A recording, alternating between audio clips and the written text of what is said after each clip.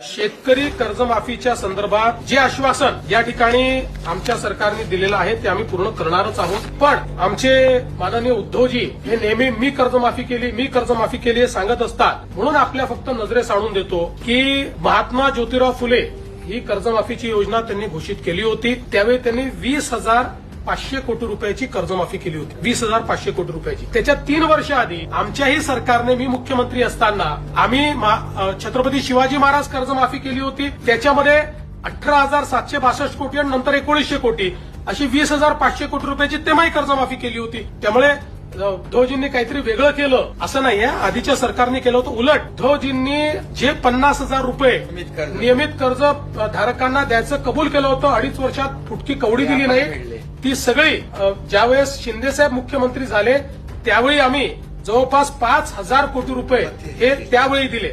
आणि मी हा आकडा याकरता सांगतो की आपण एक लक्षात ठेवा, 20,000 कोटी रुपयाचं त्यांनी त्या ठिकाणी कर्जमाफी केली. आम्ही तर आता जे कम्पेन्सेशन देतो ते 18,000 कोटीचं आहे. म्हणजे 18 नाही, ते खरडून गेलेल्या जमिनीचा विषय केला तर 21,000 कोटीचा आहे. 21,000 कोटी रुपयाचं तर थेट कम्पेन्सेशन आम्ही देतो. त्यामुळे आम्ही कुठेही आमच्या घोषणेपासून दूर गेलेलो नाही. पण आज कर्जमाफी करण्यापेक्षा थेट मदत करणं हे जास्त महत्वाचं आहे. कारण कर्जमाफी केली तरी तो आपल्या जमिनीवर माती कुठनं आणणार आहे, तो आपल्या पुढच्या हंगामामध्ये पैसे कुठनं आणणार आहे.